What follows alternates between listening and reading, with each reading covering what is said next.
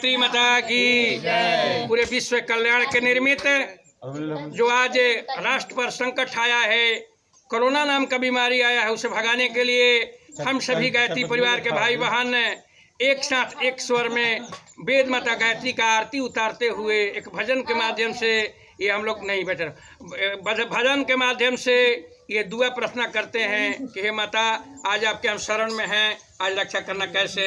दीपक के थाल सजला तो हरी चरनिया में, दीपक के थाल सजला तो हरी चरनिया में, कर लीना पूजा सविकार गायत्री माता महिमा बड़ा परम अपार, कर लीना पूजा सविकार गायत्री माता महिमा बड़ा परम अपार। दीपक के थाल सजला तो हरी चरनिया में, दीपक के थाल सजला तो हरी चरनिया में, कर लीना पूजा सविकार गायत्री माता महिमा बड़ा परम अपार। मैया बालक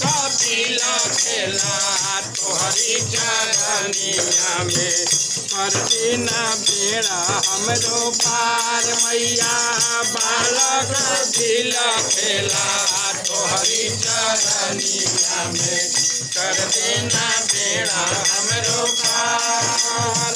संधि के बेला में सगरो अन्हार बा, संधि के बेला में सगरो अन्हार बा, संधि के बेला में सगरो अन्हार बा, संधि के बेला में सगरो अन्हार बा, दीना ज्योति उजियार गायत्री माता महिमा बड़ा परम अपार।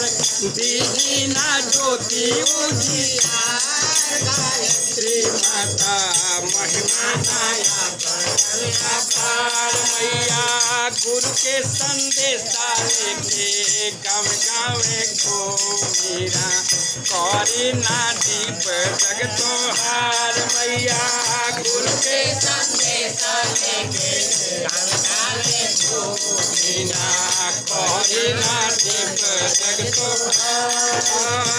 जगवा में आई के देता वरदानवा, जगवा में आई के देता वरदानवा, जगवा में आई के देता वरदानवा, जगवा में आई के देता वरदानवा।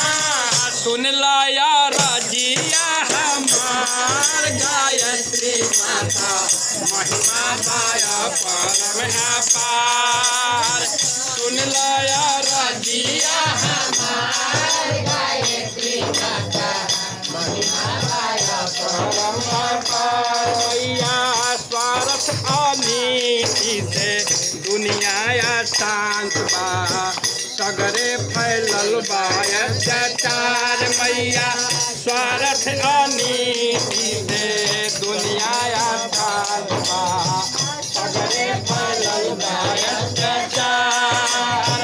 ज्ञान से का गयो ज्ञान के बंधनवा, ज्ञान से का गयो ज्ञान के बंधनवा।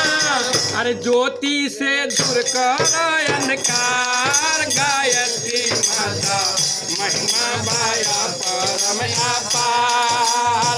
ज्योति से दूर कर अंधकार गायत्री माता महिमा बड़ा परम अपार। दीपक के थाल सजला तो हरी चरनिया में, दीपक के थाल सजला तो हरी चरनिया में, करी ना पूजा ना तोहार गायत्री माता महिमा बड़ा परम अपार। करी ना पूजा ना तोहार गायत्री माता माता महिमा बाया पारम। बोले गायत्री माता की। अब